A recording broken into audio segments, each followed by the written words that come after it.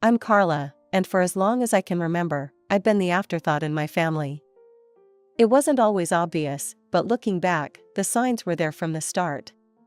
My younger sister Sarah burst into the world like a supernova, all golden curls and dimpled smiles. From day one, she had our parents wrapped around her little finger. Me? I was the quiet one, more interested in my chemistry set than in making friends. I still remember my 10th birthday. I'd been hoping for a new microscope, dropping hints for weeks. Instead, I got a frilly dress that made me look like a cupcake. But Mom, I hate dresses, I protested. Nonsense, you'll look just like Sarah, she beamed, completely missing the point. As we grew older, the divide only widened. Sarah breezed through school on charm and good looks, while I buried myself in books and science experiments. Did you hear? Sarah's been nominated for prom queen. Mom gushed over dinner one night. That's great, I mumbled, trying to muster some enthusiasm. I won first place in the science fair today. Oh, that's nice, dear, Dad said absently, already turning back to Sarah. So, Princess, have you picked out your dress yet? And so it went, year after year. My achievements, no matter how significant, were always overshadowed by Sarah's latest triumph, no matter how trivial. The state science fair in my senior year was my moment to shine. I'd spent months perfecting my project on sustainable biofuels. When they announced the winners, I could hardly believe my ears. First place goes to Carla Johnson. I was ecstatic. Finally, something even my parents couldn't ignore. Or so I thought. That's great, honey, Mom said distractedly when I told her the news. But we can't make it to the awards ceremony. Sarah has a dance recital that day, and you know how important that is to her. I watched them fuss over Sarah's costume and makeup, my trophy gathering dust on a shelf. It was a bitter pill to swallow, but one I was getting used to. When the acceptance letters started rolling in, I could barely contain my excitement. Full scholarship to a prestigious university? It was more than I'd dared to hope for. Mom, Dad, I got in. I burst into the living room, waving the letter. Full ride and everything. Mom glanced up from her magazine. That's nice, dear. Sarah, didn't you say you needed help picking out a prom dress? Just like that, my big moment was brushed aside. Again. But, it's a full scholarship, I tried again, my voice smaller this time. Dad patted my shoulder absently. Good job, kiddo. Sarah, Princess, let's go shopping. Can't have you showing up to prom in just anything, can we? I watched them pile into the car, my acceptance letter crumpled in my fist. It was a familiar feeling, but it still stung. Despite the lack of fanfare from my family, I packed my bags and headed off to college with high hopes. For the first time, I was free from Sarah's shadow, free to be just Carla. College was a revelation. Suddenly, my passion for science wasn't weird or nerdy, it was respected, even admired. I threw myself into my studies with renewed vigor, determined to make the most of this opportunity. Meanwhile, Sarah followed the path our parents had always dreamed of. She enrolled in the local community college, more interested in parties than classes. College is so hard, she whined during one of our rare phone calls. I don't know how you do it, Carla. I bit back the urge to point out that maybe if she spent less time partying and more time studying, she might find it easier.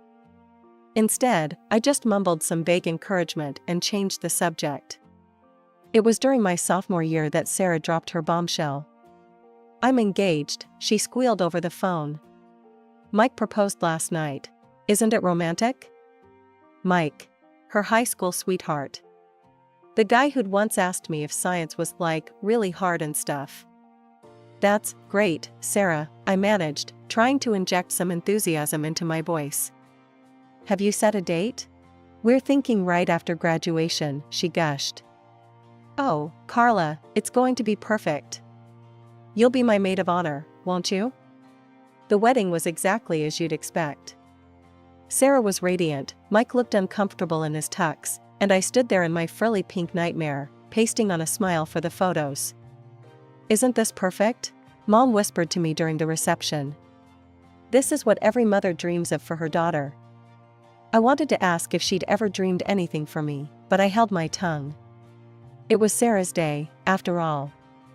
As I threw myself into my studies and later my career, Sarah's life seemed to follow a script straight out of our parents' dreams. Within a year of her wedding, she announced her first pregnancy. "I'm going to be a grandmother." Mom squealed over the phone. "Oh, Carla, isn't it wonderful?" I murmured my congratulations, trying to ignore the implicit question in her voice. "When are you going to settle down, Carla? When will you give us grandchildren?" Emma arrived 9 months later, a bundle of pink blankets and loud cries. I flew home for the weekend, dutifully cooing over my new niece and enduring the not-so-subtle hints from my parents. "You know, Carla," Dad said, bouncing Emma on his knee, "you're not getting any younger. Don't you want this for yourself?" I gritted my teeth. "I'm focused on my career right now, Dad." Mom clucked her tongue. "Career is all well and good, dear, but family is what really matters." I bit back a retort about how they'd never seemed to care much about my career before. Instead, I plastered on a smile and changed the subject. 2 years later, Liam joined the family. Once again, I played the role of the doting aunt, all while fielding questions about my own lack of family. Meanwhile, I was making strides in my career as a biotechnologist. Long hours and hard work paid off, and by 30, I was a senior researcher. My parents' response to this news? A distracted "that's nice, dear," as they cooed over new pictures of Emma and Liam. It was around this time that I decided to buy a house. I'd saved carefully, living frugally while my colleagues splurged on expensive cars and vacations. When I finally found the perfect place, a beautiful 4-bedroom house in a great neighborhood, I was over the moon. "Mom, Dad, I bought a house," I announced during our next phone call. There was a pause on the other end of the line. "A house?" Mom repeated. "All by yourself?" "Yes, all by myself," I said, my excitement deflating a little. "It's a great investment, and—" "But it's such a big house for one person," Mom interrupted. "What will you do with all that space?" I sighed. "I'll enjoy it, Mom. It's mine." "Well," she said, her tone making it clear she didn't approve, "I suppose if that's what you want." "Oh, did I tell you? Emma lost her first tooth yesterday." And just like that, we were back to talking about Sarah and her kids. The months following my house purchase were a whirlwind of work and settling into my new home. I threw myself into decorating, turning each room into a reflection of my personality. It was during this time that I started to feel a shift in my family dynamics. The usual calls from my parents became less frequent, and when they did call, there was an odd tension in their voices. One evening, I received a call from my mother. "Carla, dear," she said, her voice sickly sweet, "we're having a family dinner next week. You'll be there, won't you? We need to talk." I agreed, my suspicions raised. In my family, "we need to talk" usually meant trouble was brewing. The night of the dinner arrived, and I pulled up to my parents' house with a sense of foreboding. Sarah's car was already in the driveway, and I could hear the excited shrieks of Emma and Liam from inside. Dinner was a tense affair. My parents kept exchanging glances, and Sarah seemed unusually quiet. Mike, Sarah's husband, kept clearing his throat as if he wanted to say something, but thought better of it. Finally, as we were finishing dessert, my father cleared his throat. "Carla, we need to talk about something important." Here it comes, I thought. "What's up, Dad?" He glanced at my mother, who nodded encouragingly. "Well, you see, sweetie, we've been thinking. That big house of yours, it's really too much for just one person." I felt my hackles rise. "Dad, we've been over this. I like my house. It's mine." "Yes, but—" He trailed off, looking uncomfortable. My mother jumped in. "What your father is trying to say is that Sarah and her family need more space. The kids are growing, and their apartment is getting cramped." I looked at Sarah, who was suddenly very interested in her plate. Okay, and? And we think, my mother continued, her voice sickly sweet, that since you're single and have no children, you should give your house to Sarah and her family. Just give them the keys and move out. For a moment, I was speechless. I looked around the table, waiting for someone to yell, "Gotcha," and reveal it was all a joke. But all I saw were expectant faces. You can't be serious, I finally managed. Now, Carla, my mother said, her tone patronizing. Don't be selfish. Sarah needs her own space more than you do. Selfish? I repeated, my voice rising. How is it selfish to want to keep the house I worked hard for and paid for myself? It's your sisterly duty to help in times of need, my father chimed in. I turned to Sarah, who was still avoiding my gaze. And what do you have to say about this? She shrugged, finally meeting my eyes. Well, it would be nice to have more space for the kids. I couldn't believe what I was hearing. My own family, asking me to give up my home, acting like I was the unreasonable one for refusing. No, I said firmly, standing up. Absolutely not. I'm not giving up my house. As I grabbed my coat and headed for the door, I heard my father call out. Think about it, Carla. Family should come first. The days following that disastrous family dinner were a blur of disbelief and anger. I kept replaying the conversation in my head, unable to believe my family's audacity. How could they even think to ask such a thing? My phone buzzed constantly with messages and calls from my parents and Sarah, but I ignored them all. On the third day, as I was trying to focus on work, my phone lit up with a call from a number I didn't recognize. Figuring it wasn't family, I answered. Hello, is this Carla? A woman's voice came through, sounding disapproving. Yes, who's this? This is your Aunt Mildred. I can't believe what I'm hearing about you, young lady. Your poor sister needs a home for her children, and you're living all alone in that big house. Shame on you. I felt my blood pressure rising. Aunt Mildred, that's not... In my day, she continued, not letting me get a word in. Family helped family. We didn't hoard our resources like misers. I'm not hoarding anything, I snapped. It's my house. I bought it with my own money. Well, she huffed, if you're not going to use all that space, you should at least consider donating your eggs. It's not like you're using them anyway. I was so shocked, I nearly dropped the phone. Excuse me? You heard me, she said primly. You're not getting any younger, you know. Tick-tock. I hung up without another word, my hands shaking with anger. How dare she? How dare any of them? But it didn't stop there. Over the next few days, I was bombarded with calls and messages from relatives I hadn't spoken to in years. Each one had an opinion on what I should do with my house and my life. My great-aunt Edna left a voicemail. Carla dear, it's your great-aunt Edna. I just wanted to say, it's not too late to find a nice man and settle down. Then you'd need that big house. It was relentless. Every ping of my phone brought a new judgment, a new guilt trip. I felt like I was going crazy. I started to dread checking my phone, wincing every time it buzzed. I threw myself into work, staying late at the lab just to avoid going home to more messages. It was during one of these late nights at work that I got sick. Nothing serious, just a bad cold, but enough that my boss insisted I take a few days off to recover. So there I was, curled up on my couch with a box of tissues, feeling miserable both physically and emotionally. My phone had been mercifully quiet for a few hours, and I was just starting to relax when I heard it. A noise at my front door. Like someone was fumbling with the lock. My heart started racing. Was someone trying to break in? I got up as quietly as I could, creeping towards the door.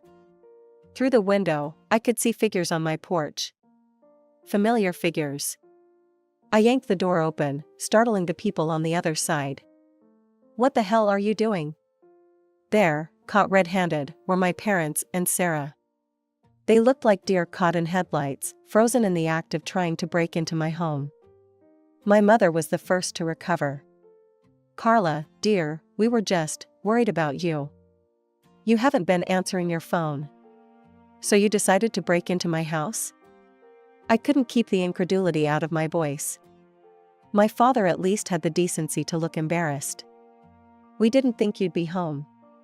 We thought you'd be at work. And that makes it okay? I was practically shouting now. What were you planning to do?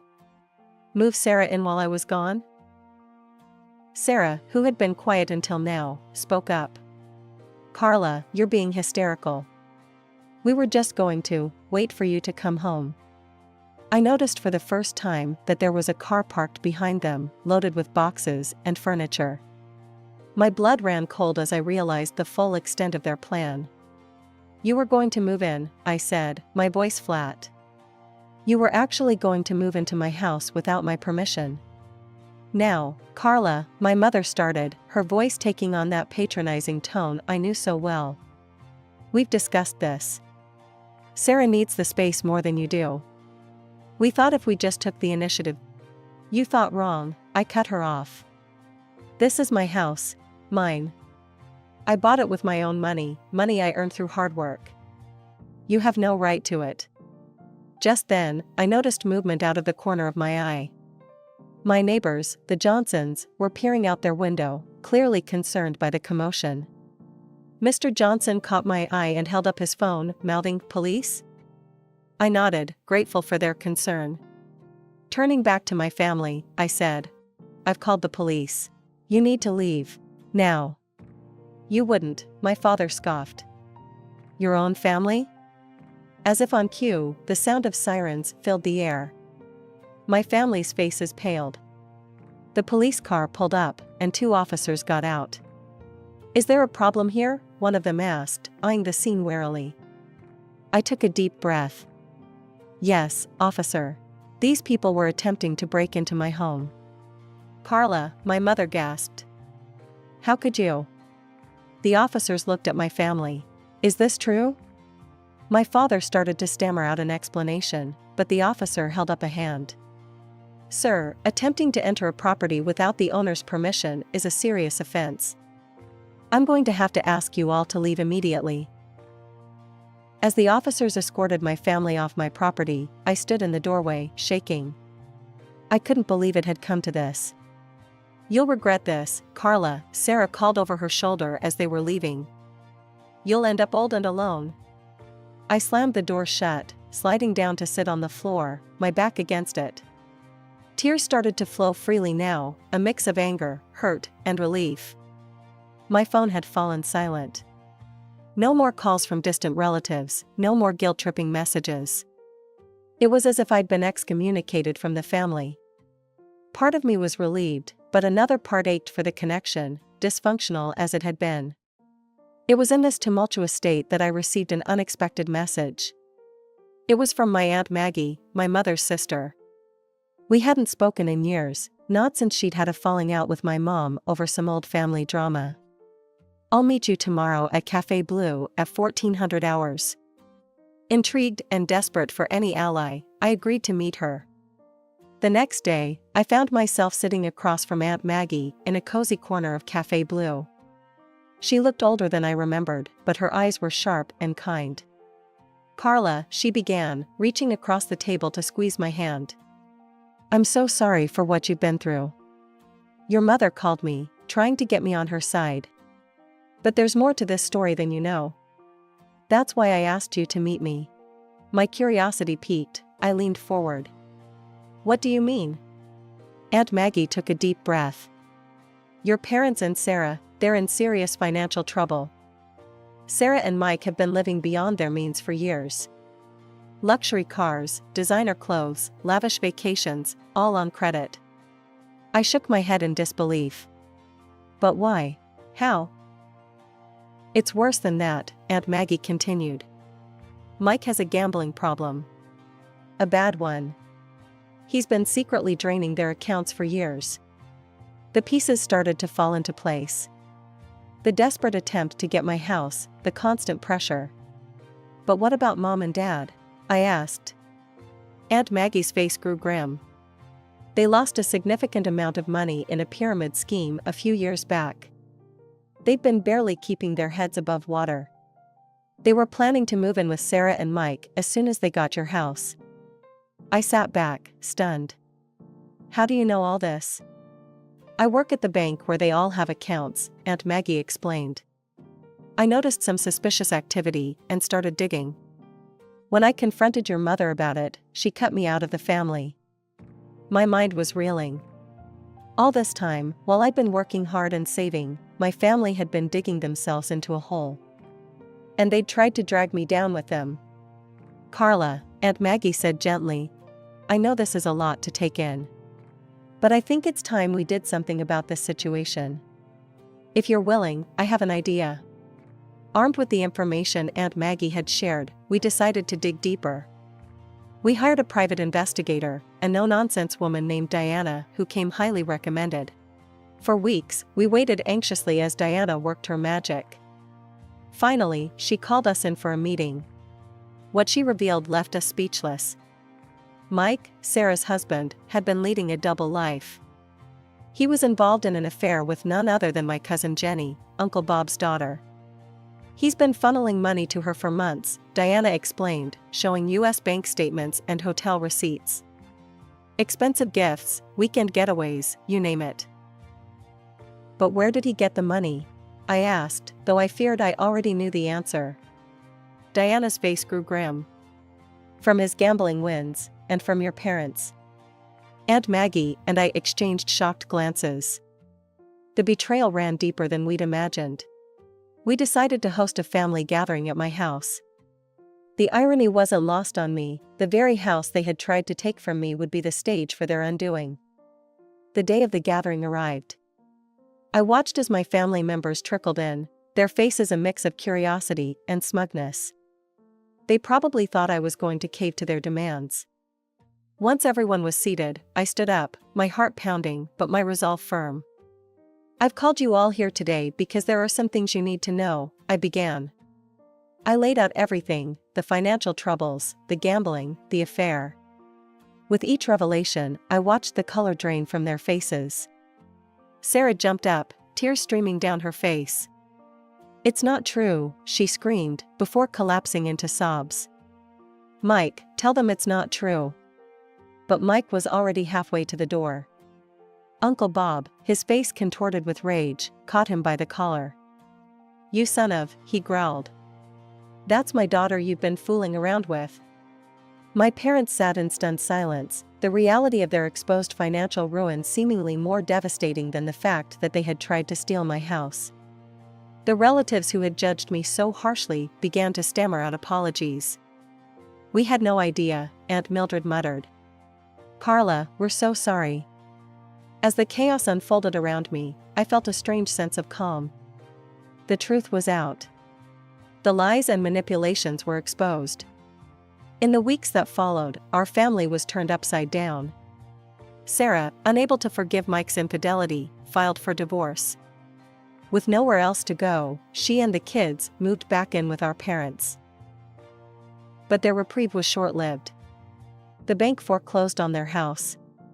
They were forced to downsize to a small, rented apartment, all 5 of them crammed into a space smaller than my living room. As for me, I watched it all unfold from a distance. After much soul-searching and several tearful nights, I made the difficult decision to sever all ties with my immediate family. You're doing the right thing, Carla, Aunt Maggie assured me one afternoon over coffee. It's not easy, but it's necessary for your mental health and well-being. Aunt Maggie had become my rock, the family I chose when my blood relatives had let me down. Our weekly coffee dates became a cornerstone of my new life. As the weeks turned into months, I found myself settling into a new routine. Without the constant drama and demands of my family, I had time to focus on myself. But with that came a startling realization: I was lonely. You know, Aunt Maggie said one day, there's a world out there beyond work and home. Why don't you try something new? With her encouragement, I decided to join a local rock climbing group. It was far outside my comfort zone, but as I strapped on the harness for the first time, I felt a thrill of excitement I hadn't experienced in years. That's where I met Alex. He was belaying another climber, his strong hands confidently handling the rope. When he turned and flashed me a warm smile, I felt my heart skip a beat. "First time?" he asked, noticing my nervous fidgeting with the equipment. "Is it that obvious?" I laughed. We struck up a conversation, and I was immediately drawn to his kind eyes and easygoing nature. As we talked, I learned he was a wildlife photographer, with a passion for capturing the beauty of nature. For the first time in years, I felt a spark of excitement about the possibility of a relationship.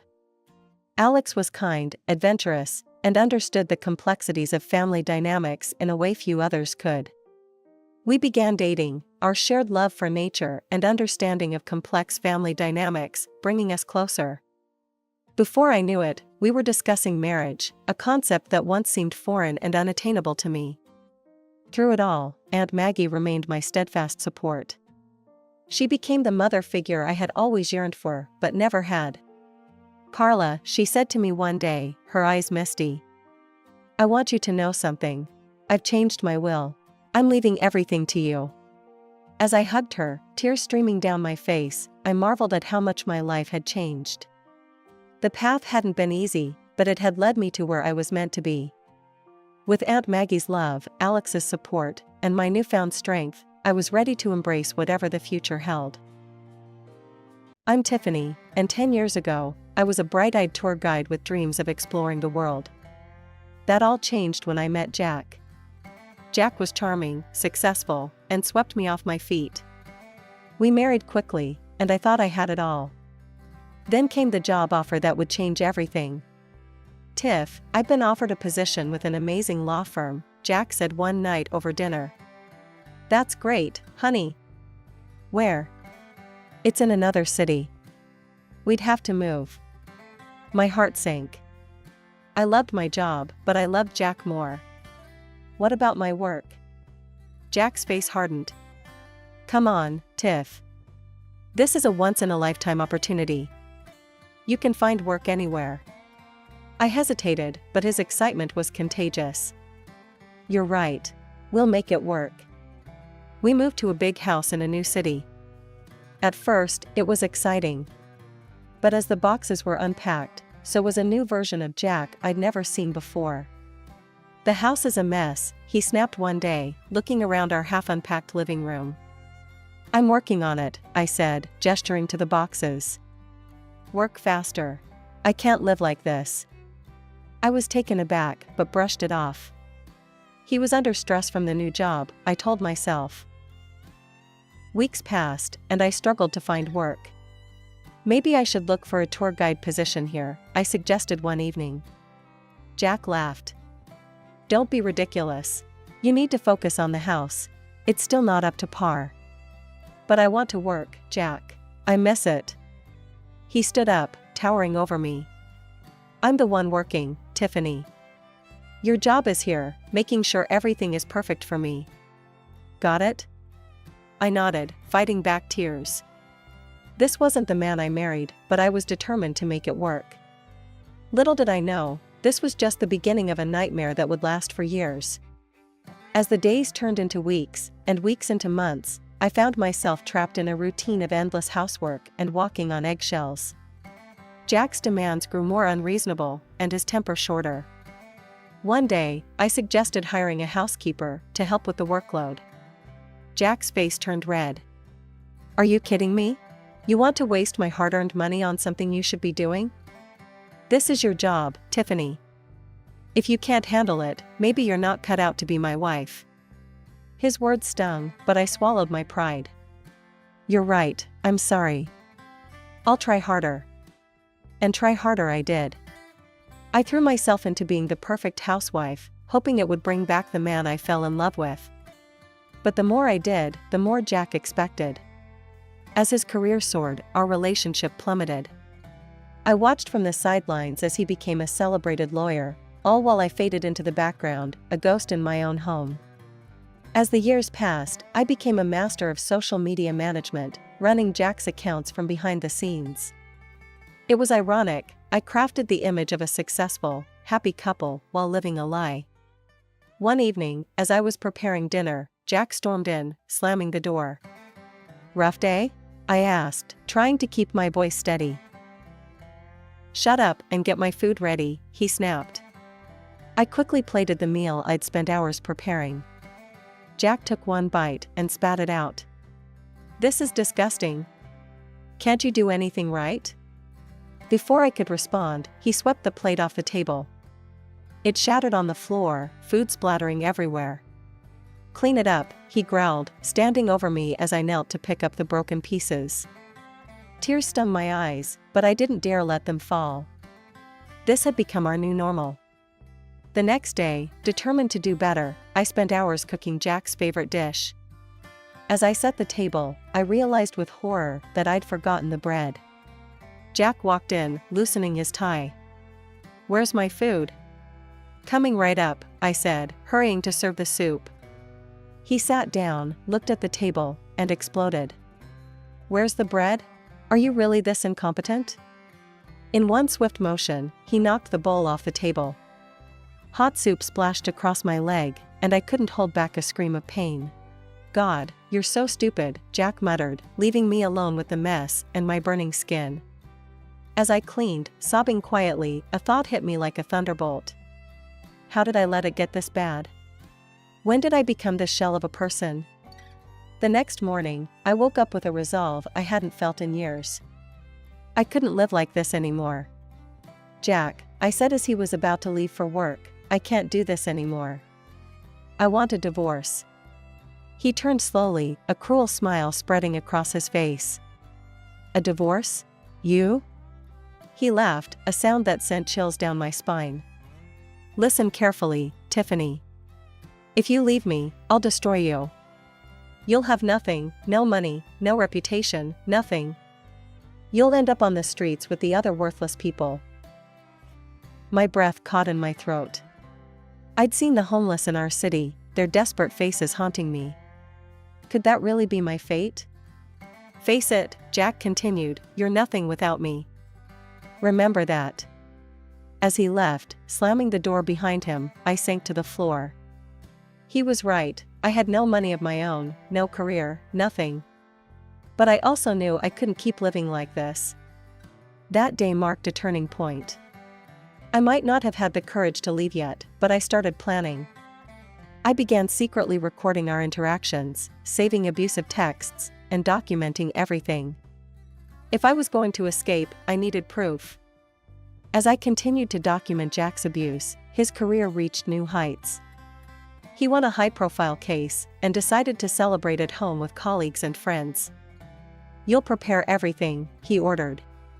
"And don't even think about ordering in. I want it all homemade." For days, I worked tirelessly. I cleaned every inch of our house, prepared an array of dishes, and made sure everything was perfect. The night of the party arrived, and I was exhausted but ready. Jack came home early, carrying a bottle of wine. "Here," he said, pouring me a glass. "You look like you could use this."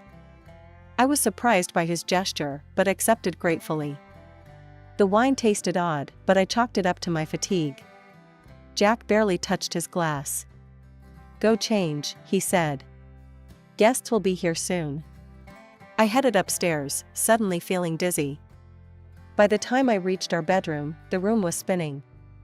I collapsed onto the bed, consciousness fading fast. When I woke, sunlight was streaming through the windows. Confused and groggy, I made my way downstairs. Jack's mother, Margaret, was in the kitchen. Her face contorted with disgust when she saw me. "Well, look who finally decided to grace us with her presence," she sneered. "You should be ashamed of yourself." What happened?" I asked, my head pounding. "What happened? You got drunk and embarrassed my son in front of all his colleagues, that's what happened." Margaret's voice rose with each word.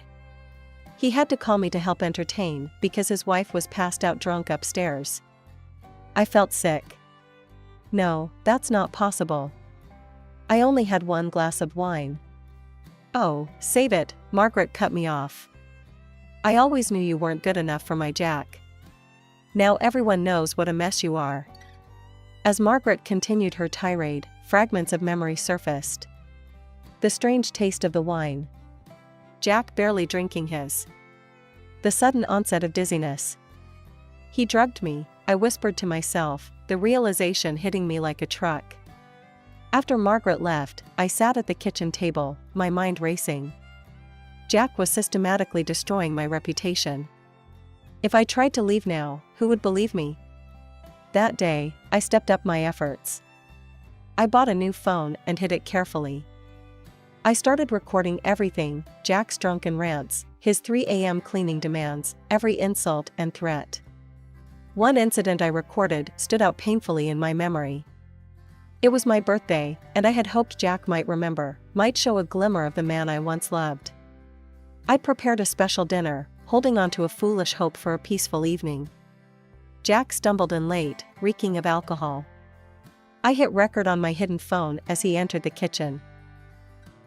"What's all this?" he slurred, eyeing the carefully set table. It's my birthday, Jack." "I made dinner," I said softly. He laughed, a cruel, harsh sound. "Your birthday? Who cares? Look at you, you fat cow. You don't deserve a celebration." I felt each word like a physical blow, but kept the camera rolling as he continued his tirade.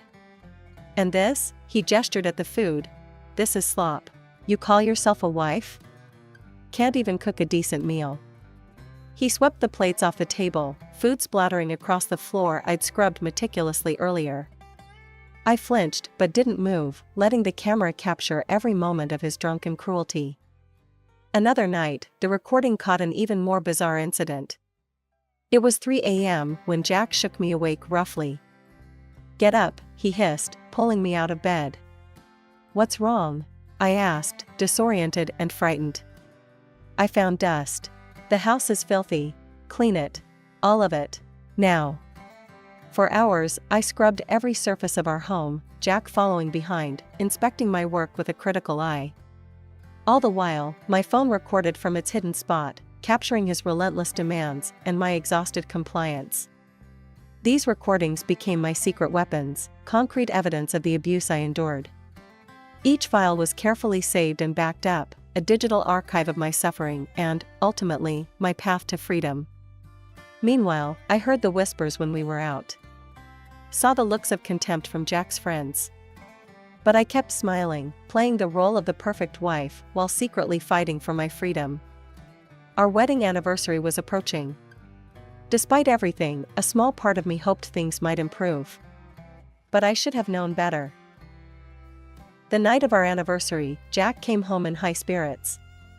"I booked us a table at the best restaurant in town," he announced. "Let's celebrate." I was wary, but agreed. Before we left, Jack handed me a glass of lemonade. "I made it myself," he said with a smile that didn't reach his eyes. Alarm bells rang in my head. I pretended to drink, but when Jack stepped out to make a call, I quickly poured it into a nearby plant. As we drove to the restaurant, I felt myself getting drowsy. I fought to stay awake, but my eyes were so heavy.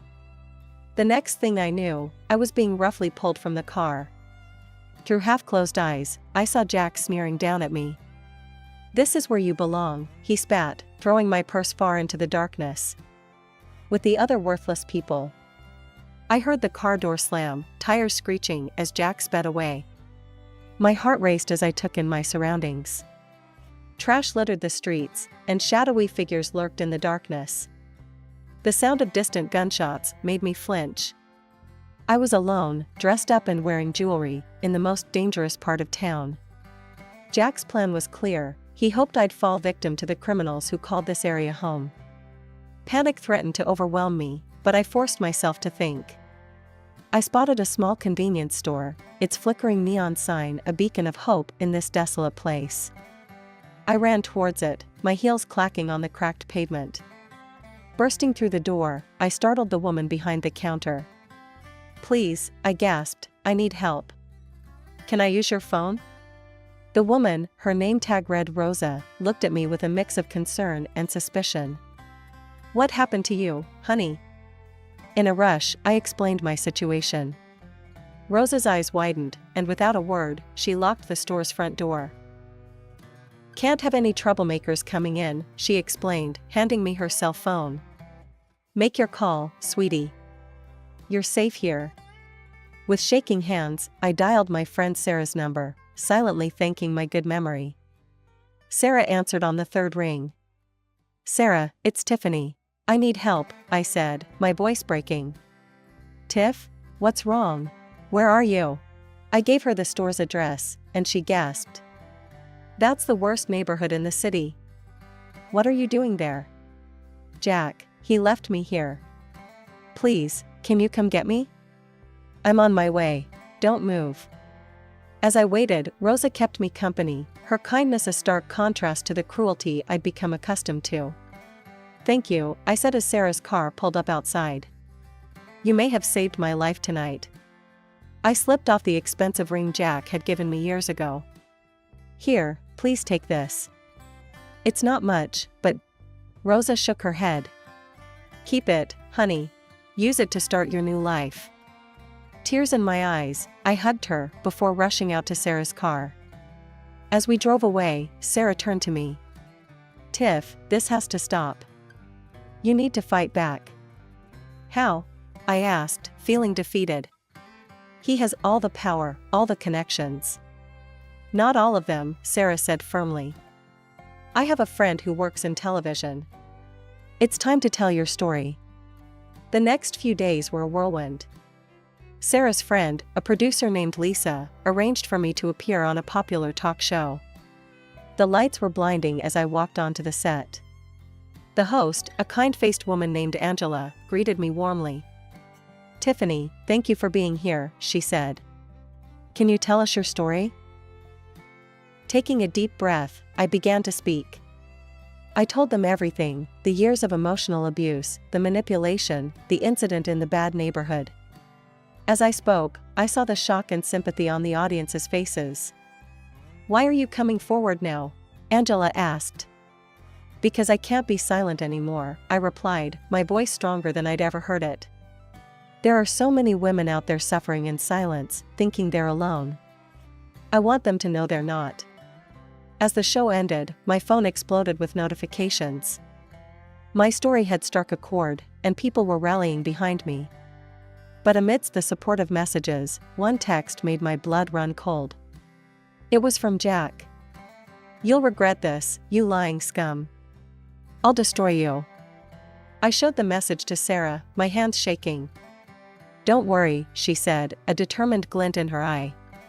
He just made his biggest mistake. We've got him now. As we left the studio, I realized this was just the beginning. The real battle was about to start, and for the first time in years, I felt ready to fight. The days following my TV appearance were a blur of activity. My phone rang constantly with calls from journalists, lawyers, and women's rights advocates. Jack's threats continued, but each one only strengthened my resolve.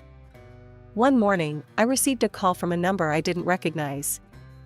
Is this Tiffany? A woman's voice asked when I answered. Yes, who's this? My name is Amanda Reeves. I'm a lawyer, and I'd like to help you with your case. I hesitated. I appreciate the offer, but I can't afford a lawyer. You misunderstand, Amanda said. My firm wants to take your case pro bono. We've been looking for a way to take down Jack Peterson for years. Your story could be the key. It turned out that Jack had made many enemies over the years. Amanda's firm represented several clients who had lost cases to him, some under suspicious circumstances. They saw my case as an opportunity to not only help me, but to expose Jack's unethical practices. I met with Amanda and her team the next day. As I shared my evidence, the recordings, the text messages, everything, their eyes widened. This is gold, Amanda said, reviewing the files. With this, we can not only win your divorce case, but potentially get Jack disbarred. The divorce proceedings began, and Jack came out swinging.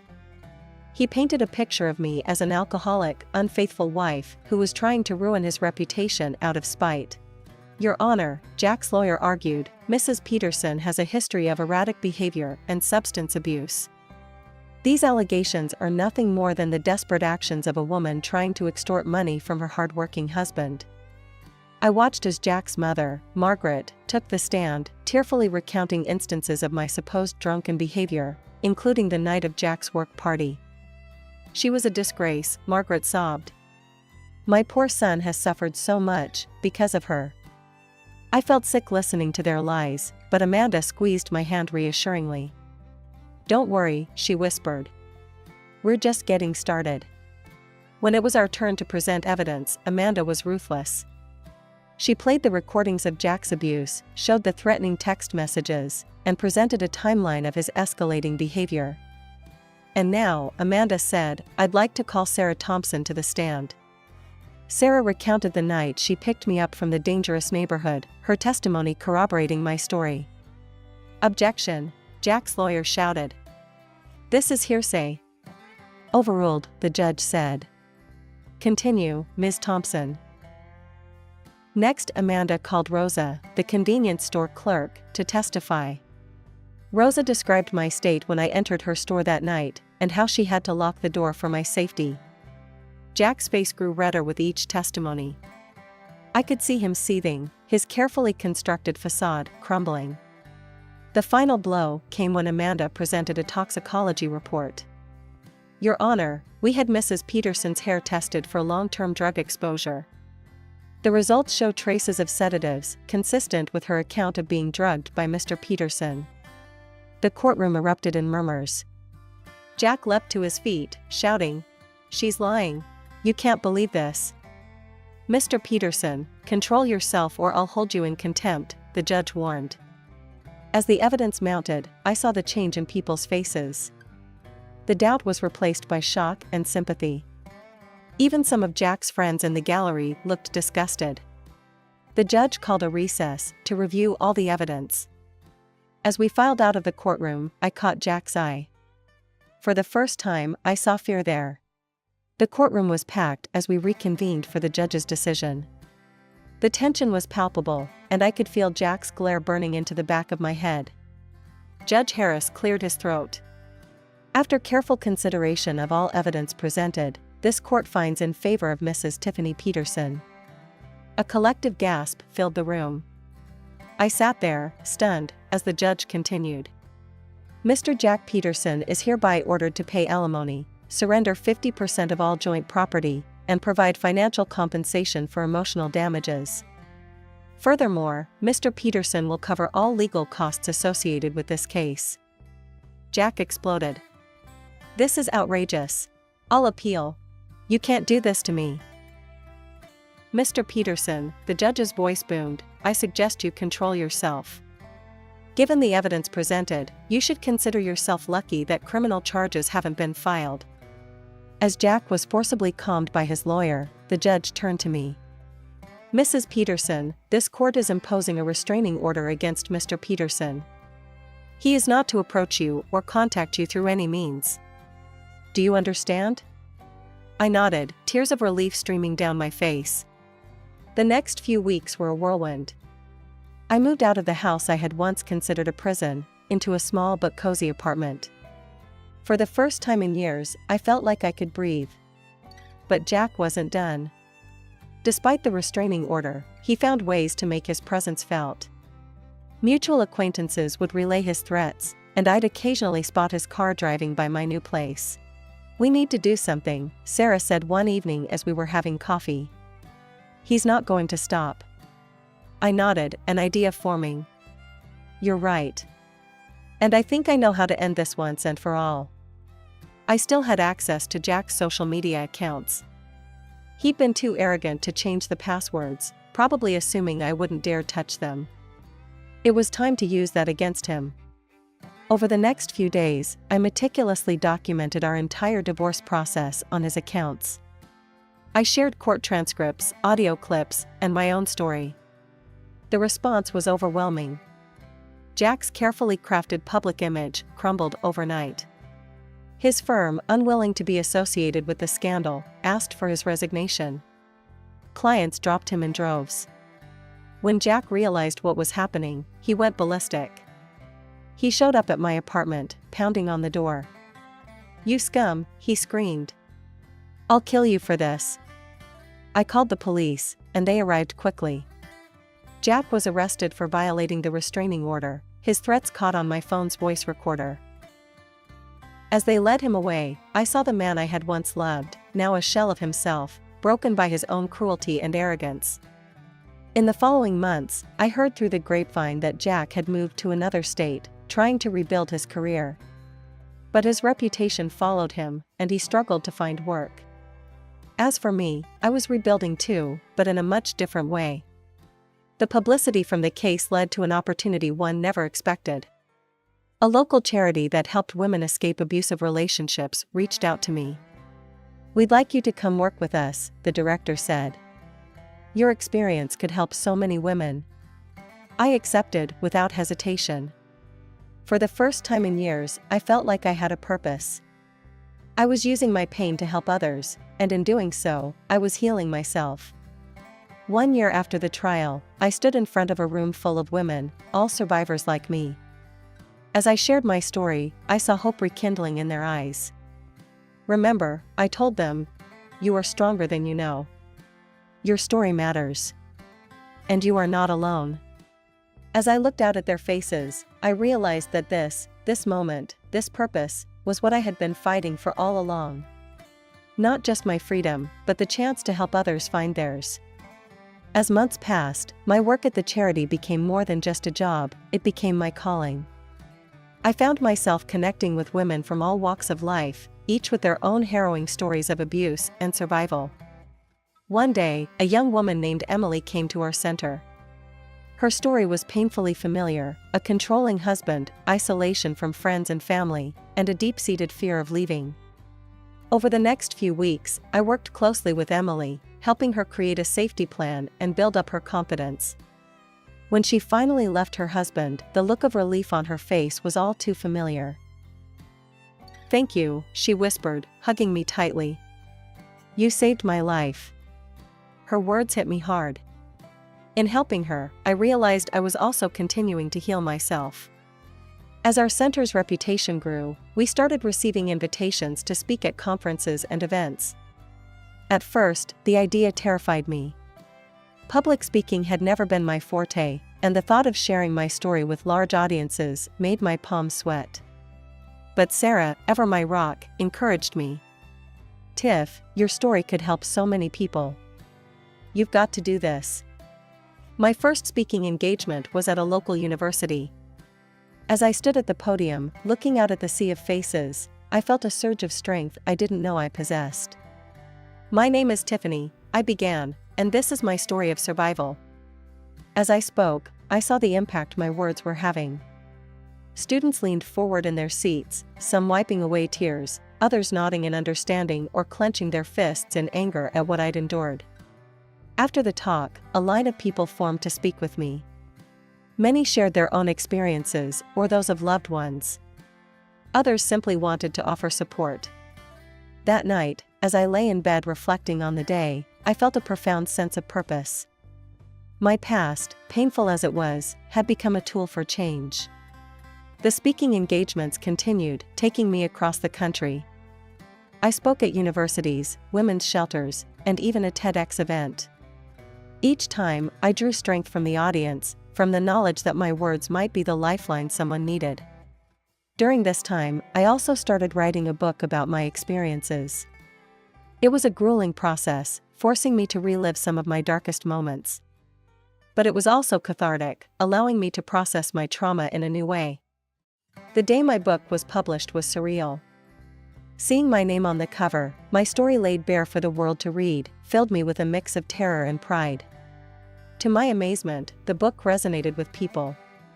It climbed the bestseller lists, and I soon found myself doing interviews on national television. During one such interview, the host asked me a question that made me pause. "Tiffany, after everything you've been through, do you have any regrets?" I thought for a moment before answering. "I regret the years I lost to fear and abuse. But I don't regret my journey. Every step, every struggle, led me to where I am now, able to help others find their strength. So no, I wouldn't change a thing." As I continued my work, I realized that my story was far from over.